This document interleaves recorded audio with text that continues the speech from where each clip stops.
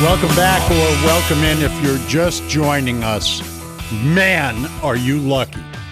Either way, are you lucky. Last week, we had the opportunity to speak with Russ Smith about Mr. and Mrs. Bourbon and this tour he's on through the state of Kentucky, signing bottles, taking pictures with people. It started June 19th, and it's going till July 23rd. And we had a great time speaking with him on the phone. And then we found out he was going to be in Lexington today, and he agreed. Sean, you didn't tell me we were going to pay him to be in the studio, did you? I didn't tell him how much. Oh, you did, but you didn't tell him how much? Yeah. Okay. Well, you guys can work that out. Jimmy and I don't get paid enough to – oh, okay. Anyway, we got word that Russ Smith would join us in the studio, and he's here with us now, and we got a lot to talk about, but let me say it is great to have you here. You're just one of my favorite people, and I've only known you a week, really, just from speaking to you on the phone, and you've been here for a little while now this morning. It's great to have you here. Thank you. I appreciate you, Matt. Thank you a lot. Jimmy is holding a bottle. You brought 3 bottles of Mr. and Mrs. Bourbon and Rye. Yeah. Is that right? Mm-hmm. Explain to us what the difference is. All right. So I brought to you the Kentucky, the traditional Kentuckian. That's my blue face label. Base product is 67% corn and 21% rye. So it's a high rye mash bill. I wanted a bourbon that can resonate with a lot of non-bourbon drinkers and whiskey drinkers. As you know, I'm from New York, and you're from New York, Matt. And, yeah. A lot of my friends up there, they like tequilas, they like cognacs, they like vodkas. So when picking out that bill or trying to find that taste, I wanted something that they would enjoy. So all of my non-bourbon friends picked that one out. And that's know what? That's just all my non-bourbon friends. Yeah.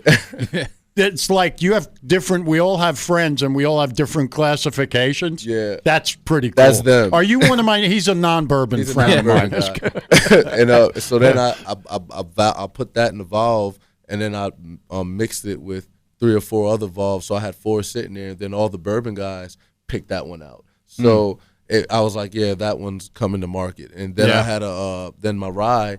I'm a big fan of Angels and Wes Henderson, and what they did at Angels, they 86 or 85 proof their rye whiskey, but in a port. I didn't want mine finished in port wine. I didn't want mine finished in port wine, so I told them, hey, we can ditch the port finish, and proof me up maybe 5 or 6 points. And there we have it. We have a rye that's, that's pretty sweet, pretty smooth, and doesn't really bite you on the back end.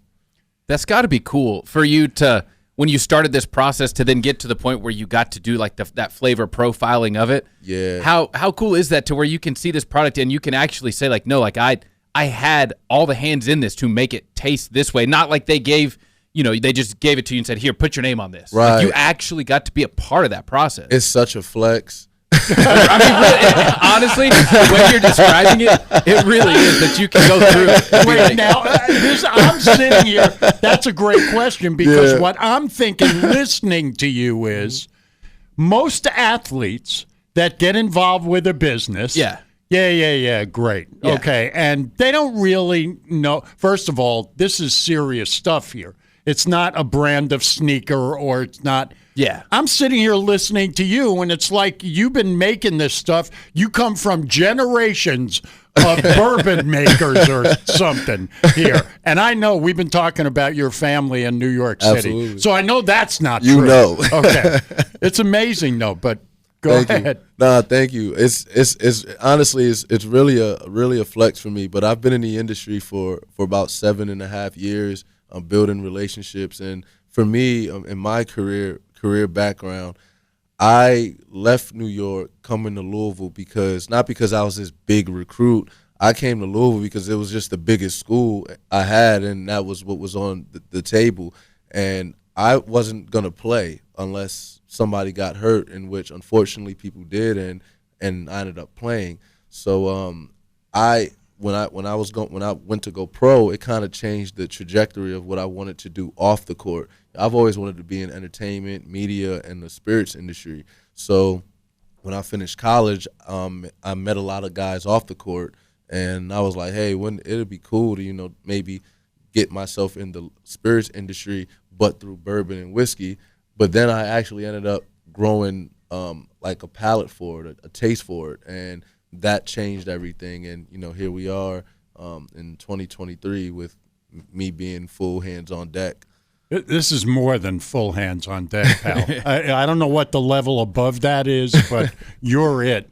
By the way, we have tasted what Russ brought in here. Yeah. During the break. I'm not drinking on the air. I'm just saying. The mics were off. The mics were off. I had the bourbon that you brought in. I've been drinking bourbon my whole life because my dad was a huge bourbon drinker in New York. Decades ago, nobody was drinking bourbon back then. I've always had a taste for it. This is as good as I have ever tasted. And I swear to you, I'm not just saying that. This is as good as I have ever tasted. It's unbelievably smooth. It's just great. So, Jimmy, if you need me this afternoon after the show, I won't be available. Nap time. I'm just telling you, I won't be available. That's all I'm saying. It's fantastic. I appreciate it, and it's for me. I like like basketball or athletics, right? It's it's consistency. So all of my flavors, all of my bills, they're going to be consistent with one another. So I have about 5 or 6 more expressions, but like I told you earlier, I wanted to respect the morning. I don't want to. It's not even lunchtime yet. So my other 6 expressions are really similar in their flavor profiles, but different, but similar. In which you'll have the vanilla notes, the butterscotch notes. On one of my labels, some guys got tobacco, but they're all smooth and sweet and vanilla up front, and on the back end, it's a lot easier to go down. See, I say I've been a bourbon drinker all my life, and I don't drink a lot. I used to. I don't drink a lot anymore, but this is all stuff I've never even heard of. Most people, we are in Kentucky, so people know a lot more about bourbon than most other places, but when you're mentioning these notes, butterscotch and all these different things, most people go, yeah, I'll get some bourbon. Let me get some of that. Or there's all these different varieties that you can have, and it's bourbon, but with different notes, as you said. And the notes really play a part. And for me, I'm still some sort of like an amateur in that department because I like what I like. And I like the vanilla, I like the butterscotch, and somebody the other day just threw the tobacco note, so I didn't even pick that up, and there's always notes that I'm gonna miss out on, but I just really enjoy what I enjoy. But on top of that, the market research I had to do in order to get those notes, I had to figure out what was on the market, what I was up against, the price points I was up against, and how accessible those labels or brands were to the public. So it wasn't only my stuff. I had to go through a whole bunch of other stuff to figure out and get an idea of where we'd fit in. And then I felt like my product, Mr. and Mrs. Bourbon, is what was missing in the market on a consistent basis. I don't think there's no other consistent bourbon like mine's 1 through 8 labels. From the $45 to $50 price point all the way up to the $200 price point. It's incredible. I'm just sitting. I'm flabbergasted. I really am. You just mentioned Mr. and Mrs. Bourbon. Tell us why it's called that again. Tell our listeners again who may not have heard you the first time. I'm the Mr. of Mr. and Mrs. Bourbon, and the Mrs. is everything I fell in love with when I came to Kentucky. As you know, Louisville basketball changed my trajectory of my life.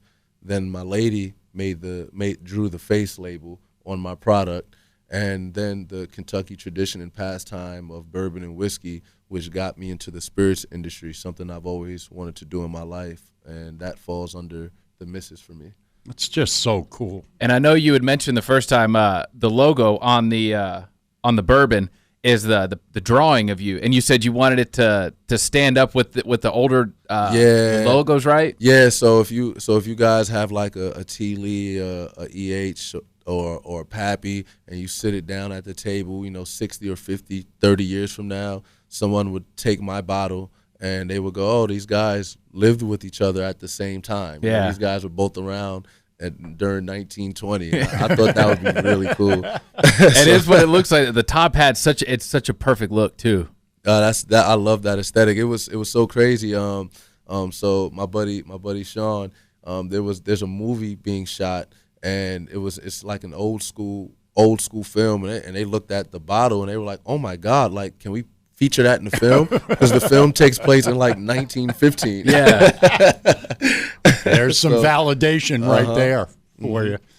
Speaking with Russ Smith, who's in the studio with us today, I want to talk for a minute. We'll get back to the bourbon, but I want to talk some more about what you told me. I'm from New York. Russ is from New York, and so we had a great conversation. And believe me, for me, I haven't had a talk like that about New York with my memories. It was fantastic. But I want you to explain again why you're the guy that you are, because I keep coming back to your work ethic. I mean, you haven't 7.5 years or so you've been doing this. It's not like you were just sitting around and you're kind of doing this. You've been playing ball. You've been overseas. You've been doing all these other things, and yet you're involved enough with this that just listening to you talk about it, it's pretty obvious that you're way up there in terms of business and this stuff. I want you to explain, growing up in New York City, why you're the way that you are. Man, so I would say the way I am now definitely comes from the way I was brought up in New York. I mean, during the school year, when I had school, I'm up at 6 a.m. every day, right? I have to make that bus time, or, as New Yorkers, you kind of know when the train's going to come. You have an idea of when that train's going to come, so you catch that 6:12. If you miss that 6:12, you got to catch that 6:37, and then not that 6:37, and at 7:01, you might be late.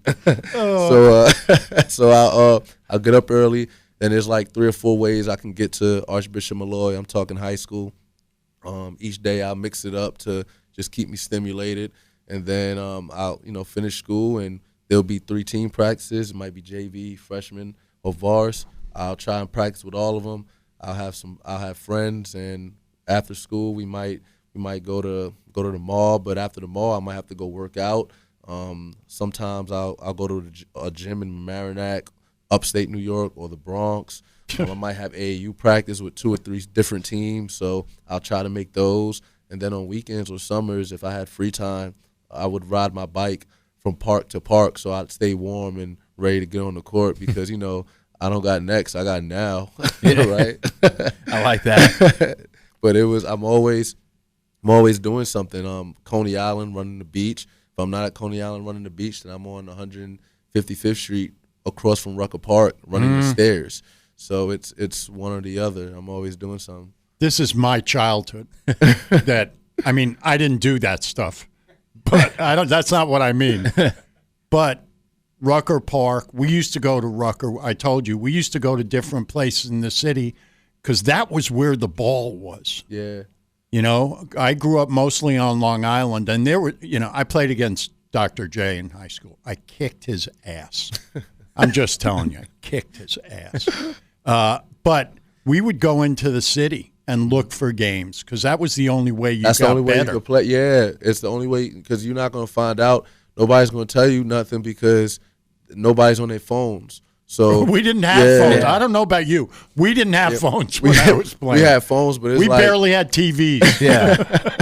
But it's like by the time you text me, like, yo, they're running on this street, then they might run 4 or 5 games, and you're not going to hear from them. So you just have to pull up to the park. So there was a park by, I don't know if you know Queen Center Mall.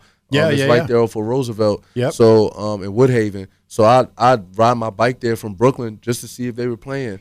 And nobody knew I was coming, but I'll see all my friends there, and it's like, oh, how long y'all been here? You know, I find out some information, and it's like, all right, cool. You know, I'm here for the next 2 hours. And yeah. See, people that aren't from New York don't understand when he says I rode my bike from Brooklyn to Queens to Woodhaven.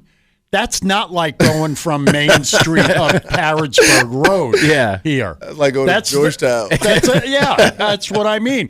Hopped on his bike and went from here to Georgetown just to see if he could get in a game. The whole thing is just fascinating to me. I want you to talk for a second. We also talked about this before. And we often think of guys that played.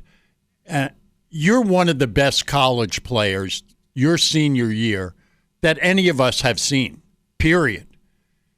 What your feeling is, like all the guys that played before the transfer portal and NIL and all this stuff. So based on like NIL and the transfer portals, I'm really hard on the transfer portals and tough on it because I don't believe in that so much. Mm-hmm.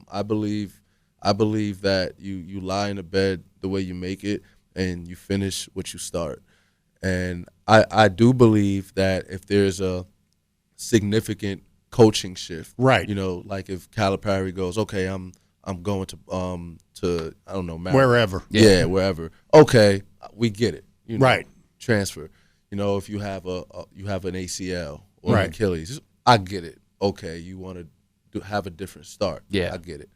But for you to have 2 or 3 days of practice and go, I'm transferring. I don't like the coach. Yeah, that's like I can't get behind that. Yeah, and or if you have if you have 3 or 4 good games and then you're like, maybe I want to go to a higher mm-hmm. school. It's like, bro, you know, I can't get behind that. And believe me, I get that, and I think you're right there. And the other thing it does, and look, most people say guys should be able to do what they want to do. That's not the reality. It's not the reality, but it also changes, and we're seeing it for better or worse right here in Lexington. As I said, we've been talking for weeks. We don't have a full team. We can't even practice. We had 7 guys on the roster, and all of a sudden, Huggins resigns. West Virginia guys are transferring. We get a really good player from West Virginia now. And it's great for Kentucky basketball because now we're good again. Mm-hmm. But what about schools where there have been guys on the team who are really good, and all of a sudden 1 or 2 transfer portal guys come in, and then it's like, oh, my minutes are going to go down now? That's what would have blew me up if this was around. Like there wasn't any me my first year and a half at school. Yeah. Then the end of my sophomore year, I think 5 or 6 of our guys got hurt, and Patino threw me in the game, and we ended up making an incredible run. But I don't think they didn't have faith that we would do it again the following year, and maybe they thought they could do it without me. I don't know, but people would have transferred in, and I wouldn't have played my junior year. I had an All-America season my junior year, and I wouldn't have played. Yeah, you know, and that just blows my mind. And you know, and that's the reality. Even with NIL, you know, guys are taking a different approach. We know how money changes basketball players at the pro level. You know, like there's certain things you can say to them. There's certain ways you coach them, but at the college level, you're paying the guys like pros, which is no problem, but the players should be held accountable as pros as well, because you know with great action comes the responsibility that you have to carry. So load management, you're not a pro. You want to be treated like a pro, then you can get cut like a pro. Yeah, because that's what it is. If you have a bad select few of games while you're overseas, you get cut. And your salary, that's it, is nothing. So college, I'm all for kids getting paid. Like you want them to get paid. You want them to monetize off of it. But there has to be some sort of balance, because as you can see, there's great schools with great traditions. You know, kind of it's losing that appeal. Yeah. And it sucks, because when I was coming to school, I wanted to go to to Duke or Kentucky or Louisville because, man, he went there. They put pros in there. I love the system. You know, I love the culture. I love the campus. I love being a kid. Like, I love being a student. Yeah. I want to be a student athlete. Now it's like, where's the money? Bingo. Yeah. That's it. I don't care about the coach. I don't care about the past. I don't care about the coach. It's like, where can I get the bag? That's it. And now you see, and when it comes tournament time, I've been calling this out the last 3 years. When it comes tournament time, the teams that do well and that's going to do well are the teams that have players for 2 to 3 years at a time, and the small schools with something to prove because the players coming in don't have anything to prove because they're making all of the money and they haven't been together long enough to build camaraderie because of the transfer portal. Right. So this kind of pushes me into the next thing. Patino's at St. John's. Him and Calipari recruit completely differently, and Calipari, the way you guys recruit here, you guys get the one and dones, and that makes it very difficult now because of the new rules. But Patino recruits guys like myself and Montrez. Those guys may be more accessible and easier to find. So it's not really one to one. But it's very interesting how the rules affect different people and will affect different coaches for the right or wrong reasons. Yeah. All right. I want you to – this is so great. My twin brother, who I call Mitchie, his name is Mitch, lives outside Myrtle Beach, South Carolina. Do you play golf, by the way? Every now and then. I'm not good. Oh, okay. No, I was going to say, I mean, I'll take you to play golf anywhere. Oh, I love to play now. Oh, okay. Yeah, All I love to play. We're good. I don't care whether you can play or not. It'll be fun. Just bring a bottle of bourbon. Absolutely. Yeah, that's what I do. Crap. That's what he does. Yeah. So he goes out to play, and he gets all the guys hammered out there, and then they don't care. They don't even remember how you played. Yeah, wait. But my brother Mitch, he listens to the show a lot of mornings. I just got this text from him. Love this guy. Also love bourbon. Can you find out where I can buy a bottle? There we go. I'll take care of you, Mitchie. Don't worry. We got him. So tonight you're going to be at the Liquor Barn in Beaumont Center. Beaumont Center. Yes. 7:30. 7:30 to 10 tonight. And this is, we've been talking about this because we kept this schedule. This is a joke, Russ. It's a joke. And Sean, what are you doing to this guy? Seriously. Back off him a little. This is, like I said, you are taking the second, third, and fourth off on your little tour here. That's good. Because then on the 5th, you're right back at it. And you are, it's all over the state, concluding with July 23rd. And then let's talk for a minute before we let you go about TBT. In Freedom Hall, July 25th, $1 million to the winner. Let's go. Yeah, man, we gotta put it together. It's going to be tough. These guys are good in that tournament. It's going to be tough, but I think we have a good enough roster to fight for a championship and compete if it all goes well. But we also have a roster where if it goes bad, we might not get to see game 2. So we gotta figure that out. So right from the beginning, it's lose and you're done. And you're done. Ooh. Yeah. How many teams are there in it? Do you know? I think there is. I think there's about 64, just like 64 the tournament. Right. Yeah. I think Holy cow. All right. Well, we're going to be all over this one. Yeah, so Freedom Hall's going to be interesting. It's going to be interesting, and I think we should sell it out. You guys get your tickets. There'll be a bunch of guys playing. Yeah. I think if we win the first game and play the one of the other teams that win, I think Goodwin, Archie, is on the other team. So there's some UK guys that are playing. Yeah, we'll take care of him. Yeah, no, we're fine. Also, Mr. and Mrs. Bourbon is a sponsor. Isn't that what you said last time? Yeah, we're sponsoring the whole entire tournament. We will be the only liquor in the tournament in all 4 bars, and we have a VIP lounge in Freedom Hall. So, just you guys That's huge. Yeah, this is just the whole thing is unbelievable. We have the logo on the court. You guys will see it. You know, we're serious. All right. We are going to keep in touch with you. Anytime you want to jump back on the show, let us know. Well, we'll be in touch with you and with Sean and demand that you talk to us on the show. I don't want any crap from you guys. Find out how all this is going, and hopefully I'm going to try to get up there on the 25th and for the game, for the TBT game. Absolutely. And I'll say it again. You're one of the coolest people that I've ever met. And I mean that from the bottom of my heart, because just you talking about your growing up in New York and what you've done with your life is incredibly impactful, I think. And I'm really glad I got to know you, and I know Thank these you, guys Absolutely. are too. Appreciate you guys. So thanks, Sean, for setting this up too. All right.